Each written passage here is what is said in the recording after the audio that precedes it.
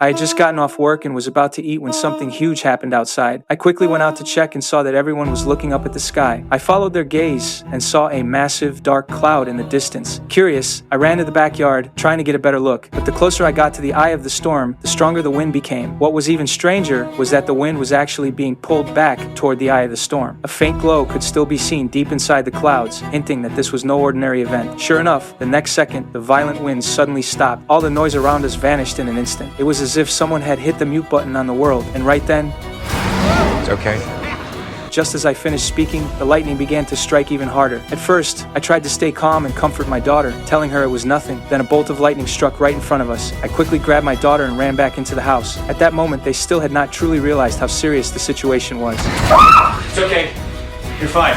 He hid right behind our house. Yeah, well, it's not gonna hit there again. Okay, because lightning doesn't strike twice in the same place.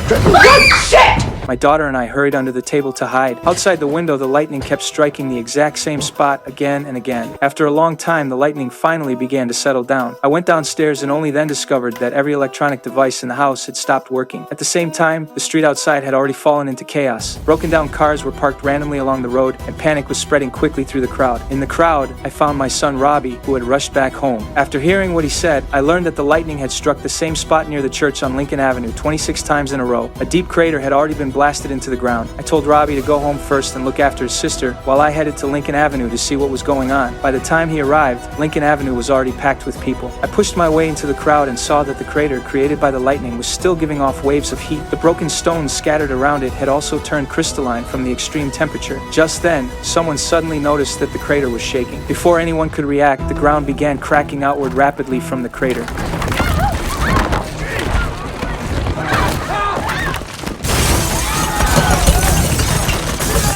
Two police officers tried to clear the crowd of onlookers, but most people still stood where they were, watching. Then the cracks in the ground suddenly spread even faster. The church was torn in half by a massive pulling force. The moment the top of the church crashed into the crater, the ground rose and fell like it was breathing. Then the ground collapsed with a thunderous crash, as if something was forcing its way up from underground. A car parked on the roadside had just slid into the crater when, in the next second, it was launched back out by some strange force.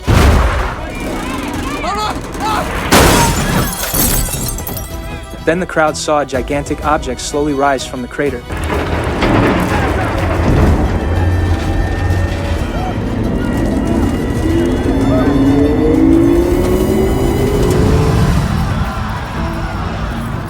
Only then did I finally see it clearly. It was a huge steel machine with 3 legs. Someone tried to record the scene, but the next second, that person was killed by the laser fired from the tripod machine. The laser seemed to have some kind of disintegrating effect. Anyone hit by it would instantly turn into ash. I realized the situation was completely out of control and immediately sprinted back home. The buildings behind me collapsed and broke apart the moment the laser touched them, turning into ruins. When I got home, I collapsed onto the floor and could not say a word. The children saw the gray-white powder all over me and could not help asking what had happened. I did not explain. I walked into the bathroom. I did not want to believe that everything I had just seen was real, but the ash covering my body had already told the truth. After I calmed down, I immediately started packing. Before leaving, I also took the revolver I had kept for years. By then, people on the streets had also begun fleeing in every direction. I took the kids to my friend's auto repair shop, planning to drive away in a car that had just been fixed. My friend tried to stop me. I said it straight out. Get in, Manny, or you're gonna die. Okay. All right, get out of the truck. I'm not kidding now. Get out of the car, Ray. As soon as I finished speaking, the street behind us lit up with fire. I shut the car door, drove around my friend, and left without looking back. And my friend, behind us, was instantly turned into ash by the laser. Not long after, I brought the kids to my ex-wife's house, but there was no one there. To stay safe, I decided that we would hide in the basement for the night. But unexpectedly, late that night, something still happened.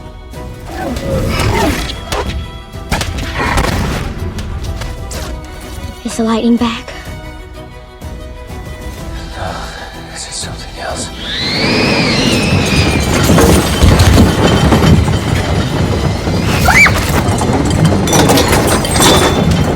Flashes of light outside came faster and faster, and the basement began shaking violently. I realized danger was getting close, so I immediately took the kids and hid in the storage room. That was how we barely escaped with our lives. The next morning, the basement was completely unrecognizable. It was only after I stepped outside that I learned what had happened. The passenger plane had been attacked by a tripod machine the night before, and had crashed near my ex-wife's house. Among the wreckage of the plane, 2 people were searching for supplies. They were reporters from a TV station. From the footage they had filmed, I realized that there was more than one tripod machine. They seemed to have only one goal: to wipe out every human human being. After the reporters slowed down the lightning footage by 1,000 times, they could see something burrowing into the ground along with the lightning. Clearly, those things were the ones controlling the tripod machines. And just as the reporter finished speaking, the cry of a tripod machine came from the distance. I immediately said goodbye to them and fled the place with the kids. After thinking it over, I decided to head to the ferry by the shore first and see if there was any boat that could take us across the river. I wanted to get to Boston and hide at the kids' grandmother's house. But the closer we got to the ferry, the more refugees there were on the road. They had no means of transportation and could only use shopping carts to carry their belongings. Naturally, the fact that we had a car drew everyone's attention. At first, these people begged me to give them a ride, but that quickly turned into threats, and then into smashing the windows and trying to steal the car. Left with no choice, I pulled out my handgun to scare them off, but I was not the only one there with a gun. In the chaos, Rachel suddenly screamed. I turned around and saw a man pressing a gun against my forehead, so I had no choice but to hand over the car. But the man who took the car had not gotten far before he was shot dead by the next person, and the next person met the same fate. This cycle of killing would continue until the car was completely destroyed. After losing the car, we had no choice but to move forward with the refugees. When we reached a railroad crossing, the barrier ahead suddenly came down. Then a burning train sped past right in front of us. It seemed that no form of transportation was safe anymore, and that was not only because of the tripod machines, but even more because of human beings themselves. Soon, we arrived at the seaside ferry, which was already packed with people. A cargo ship was docked by the shore, and soldiers were organizing the refugees to board in an orderly way. But just then, a flock of seagulls suddenly flew toward the sea. I looked in the direction they had come from, and to my horror, I saw a tripod machine approaching. Someone in the crowd started running, and the brutal scene made Robbie want to join the army. I quickly put my daughter down and went to stop him, but Robbie had already made up his mind. On one side was my son, and on the other was my daughter. I was trapped in an impossible position. In the end, I let Robbie go and chose to take care of my young daughter. But just then, the front line suddenly collapsed. Under the towering flames, a tripod machine appeared. The missiles fired by the fighter jets could not even break through its shield. I ran for my life with Rachel, and with the help of a man, we hid in a nearby basement. The man's name was Harlan Ogilvy. He did not seem completely right. After talking to him, I learned that his entire family had been killed by the tripod machines that had driven him into madness. He kept wanting to fight the tripod machines to the death and even tried to talk me into joining him, but at that moment, all I wanted was to keep my daughter alive. Early the next morning, many red roots had grown inside the basement. These things seemed to be changing Earth's environment. Then the noise outside suddenly stopped. I immediately signaled for Harlan to be quiet, but it was already too late.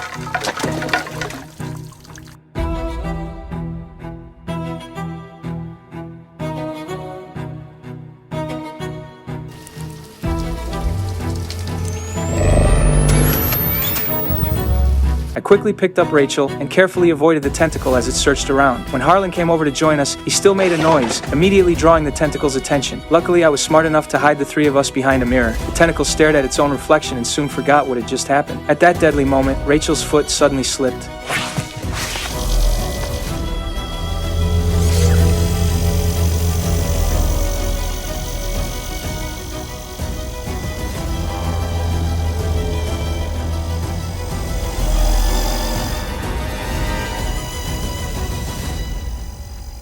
Fortunately, we had already moved to one side and narrowly escaped disaster. After finding nothing, the tentacle withdrew from the basement. But just as we breathed a sigh of relief, ripples suddenly appeared on the surface of the water. Then 4 insect-like aliens crawled into the basement. They were curious about everything in front of them and slowly examined the things around them. Harlan looked at the enemies right in front of him and immediately picked up his shotgun, wanting to kill the aliens himself and avenge his family. Seeing this, I rushed forward to stop him, and just as we were struggling with each other, the tripod machine outside let out a cry. The 4 aliens received the signal and immediately withdrew from the basement. Not long after the aliens left, the tripod machine began spraying a red liquid. The liquid seemed to promote the growth of the red roots. I wiped some onto my palm, and the more I looked at it, the more familiar it seemed. Then Harlan started shouting again. I hurried over to stop him, only to see a horrifying sight. A tripod machine lowered a person down, extended a tube, and stabbed it into that person's body. It turned out that the red liquid was human blood. Seeing this, Harlan completely broke down. He started digging a tunnel like a madman, yelling that he would rather die underground than have every drop of blood drained from his body. I knew Harlan had lost his mind. If this continued, he would definitely bring the tripod machines down on us. So I covered Rachel's eyes, then went back into the room and shut the old wooden door. When I walked out of the room again, Harlan's mouth was closed forever. Even though I had no other choice, I was still overwhelmed with guilt. With Rachel comforting me, I sank into a deep sleep. But while we were asleep, that tentacle quietly reached into the basement again. My daughter's scream jolted me awake. I grabbed the axe and swung it hard at the tentacle, but in the chaos, Mary got scared and ran out of the basement. After I dealt with the tentacle, I rushed outside to find her. By then, red vines were everywhere. I looked into the distance, and that blood-red color stretched all the way to the horizon. The entire world had become a living hell of flesh and blood. I ran calling Mary's name, but all I managed to do was attract the tripod. Its massive eye felt like a stare from the abyss itself. I ducked into a car just in time, but the next second, a tentacle wrapped around it, slamming me hard onto the ground. Through the shattered windshield, I could see Mary standing not far away, and the tripod had already spotted her.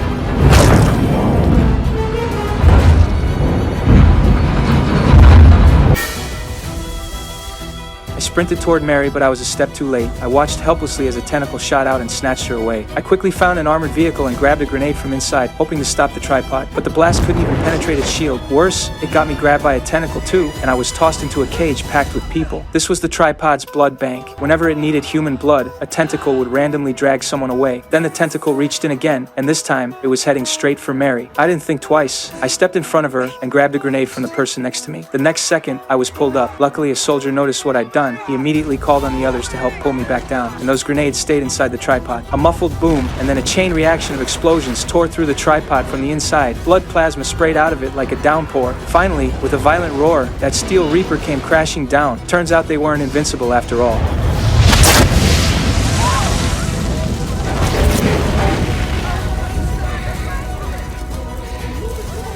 After that, we followed the fleeing crowds to Boston. The city was covered in the same red vines, but strangely, I noticed some of them had already started to wither. As we pushed forward, I saw a tripod that had collapsed. Its body turned an ashen gray. A soldier told me that an hour earlier, the thing had suddenly started spinning in circles, then just crumpled where it stood. I couldn't figure out why it would just self-destruct like that. Then another tripod appeared up ahead. Something was clearly wrong with it. It was swaying, like it could topple over any second. That's when I noticed a flock of birds circling around its base, which meant its shield was down. I told the soldiers right away. One of them looked up and instantly understood what I meant. They assembled fast and opened fire. Without its shield, the tripod was incredibly fragile. Weapons that had been useless before now tore into it with ease. After just one volley, the tripod couldn't take any more and came crashing down.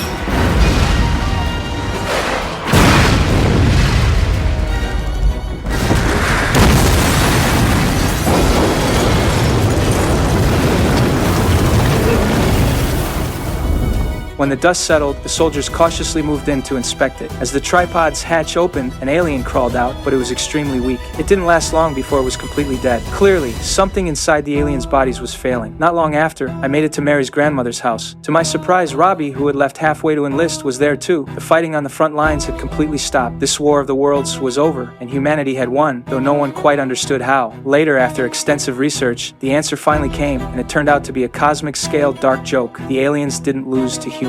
From the moment they set foot on Earth, the fact that they needed to breathe, eat, and drink sealed their fate. What defeated them were ancient guardians born 4.5 billion years ago. Humanity earned the right to coexist with these microorganisms only after paying the price of countless lives over millennia. This was the strongest defense line humanity ever built, one we never even knew we had. Invisible to the naked eye, yet as vast as the stars, they exist all around us.